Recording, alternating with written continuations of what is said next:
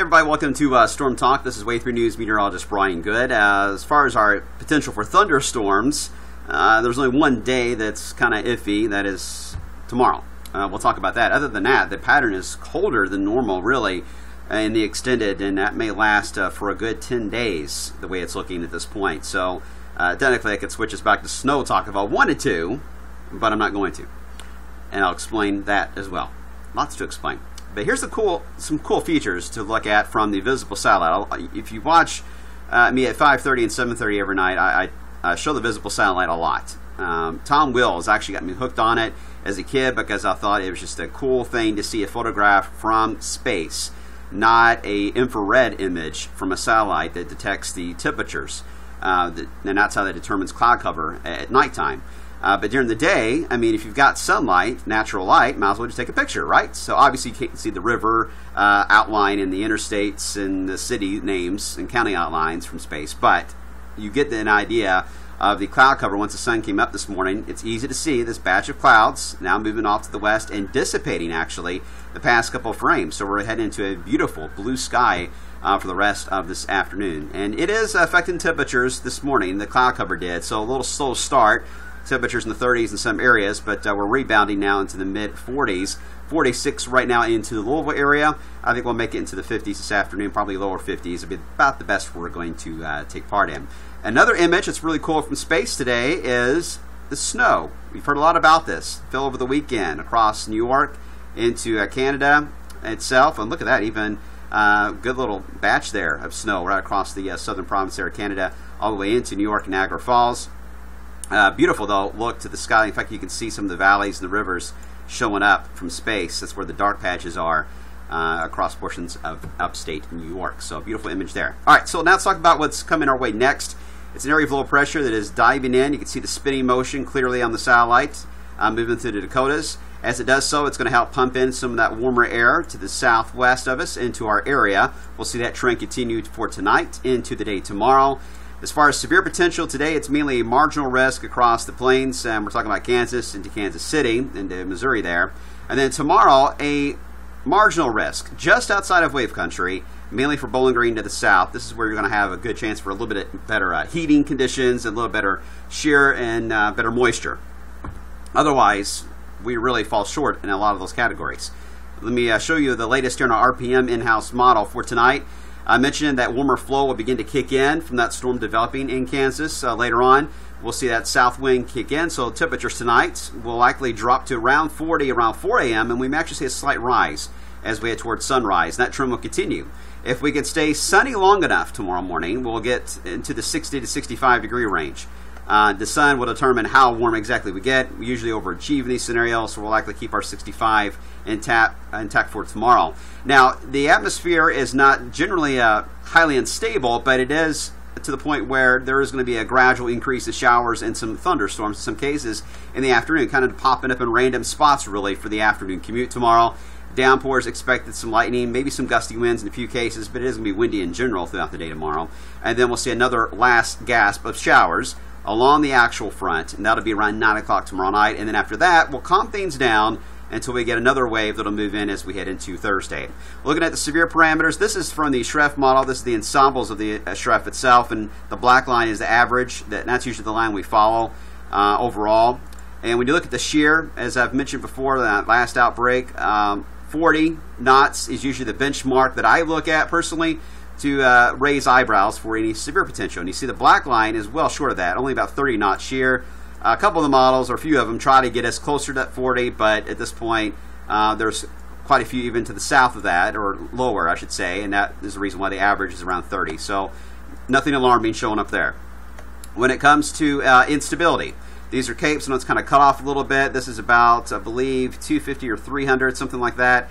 So very low instability showing up here. And what's interesting, though, is we into Thursday and even Friday, some instability showing up. So we could see some convective showers Thursday and Friday with some very cold air.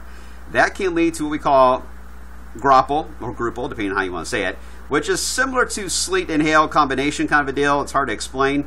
But grupal is very common in scenarios where you get a cold atmosphere with instability. So it's kind of more of a hail type of deal if I had to compare it to anything more than sleet. But that potential is there to see some graupel as we head into Thursday and Friday, along with maybe a few snowflakes, which we'll dive into that part as well in a few moments. When it comes to dew point, another big catalyst this time of the year in severe weather. 60 is usually the benchmark that I look at. So far, every ensemble model, on the SREF anyway, doesn't even get us to that level, and that's the reason why, again, the marginal risk is out of our areas to our south. That's where higher dew points are and higher instability, so I think SPC has got this one pegged really good. All right, looking at the winds, though. These are sustained winds. Sustained winds near 20 miles per hour for tomorrow. Still breezy at times into Thursday, and the winds ramp up again with a stronger surge of cold air Friday afternoon and evening. So a lot of you are already complaining about the wind. You're sick of it. I get it. But we at least have 3 more windy days coming our way. The strongest will be tomorrow, the way it's looking. So we'll monitor that. Now, there is a couple of waves coming in after we get past these thunderstorms tomorrow.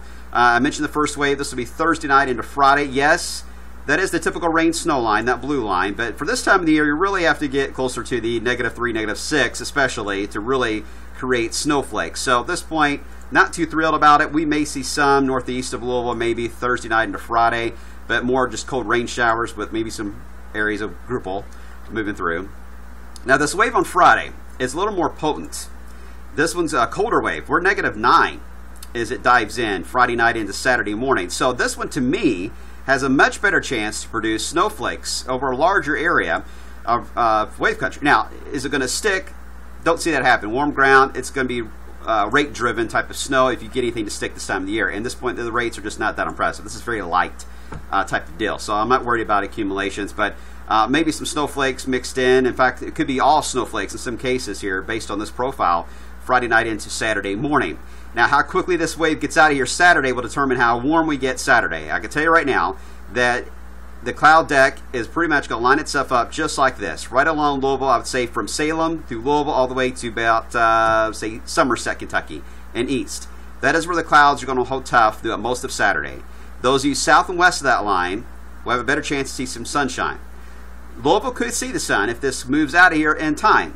But if we stay cloudy throughout most of the day on Saturday, I got to stress, I really doubt a lot of you are going to get above 40 for high, with wind chills around 30 to 32. Cold day indeed. May not do much precipitation-wise, but cold. So the sun is crucial on Saturday. If we did go in full sun, by the way, only about 45 to 50 for high. Best case scenario. You see the point there. As far as snow sticking, first off, the SREF model does show that mixed potential. Not so much on Thursday. I agree with that. I think it's more of a Friday night and Saturday is a higher chance for that.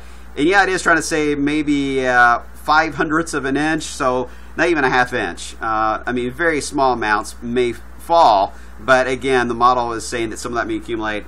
Highly suspect of that, so I won't worry about that. Now, here's the catch. I mentioned that clearing on Saturday. Once we clear Saturday and the winds relax, the potential is there for a hard freeze, perhaps our coldest morning we've had since the core of the winter season. Temperatures in the mid-20s, some lower 20s in the I-75 corridor. Can't rule that out. So I fully expect some type of a freeze alert to come out for that. We could have freeze alerts, by the way, Thursday night into Friday and Friday night into Saturday. We get close to freezing on both of those nights. But I think this is the one, Saturday night, that could do the most damage. That is the one to watch. Now, after that, there is a wave that looks to be more of a southern tracker as we head into Monday and Tuesday. So we're going to warm up on Sunday, by the way. Really warm into Monday and Tuesday, around 60s to 70. But this wave is going to be a southern tracker, which means mainly rain, not much in the way of thunderstorms. And it does have cold air behind it.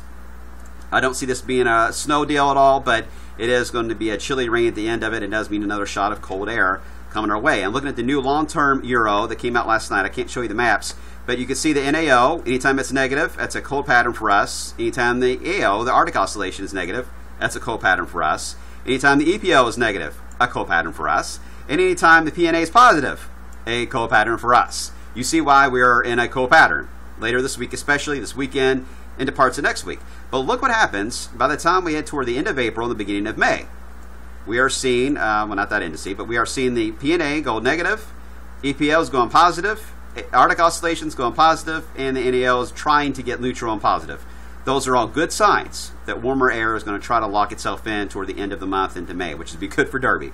But between now and then, between now and thunder over Louisville, basically, we still have potential for some cold shots and chilly air. So winter is trying to hang on tough. But in reality, for those of you that have missed spring the past few years, sometimes we jump right into summer. this is really kind of a true spring kind of feel outside. It's not that bad, really. It's cold, but it's because we've been so used to warming up so quickly the past several years. So this is getting us back to what we normally would expect in April. All right, guys, stay tuned. We'll have more today beginning at 5.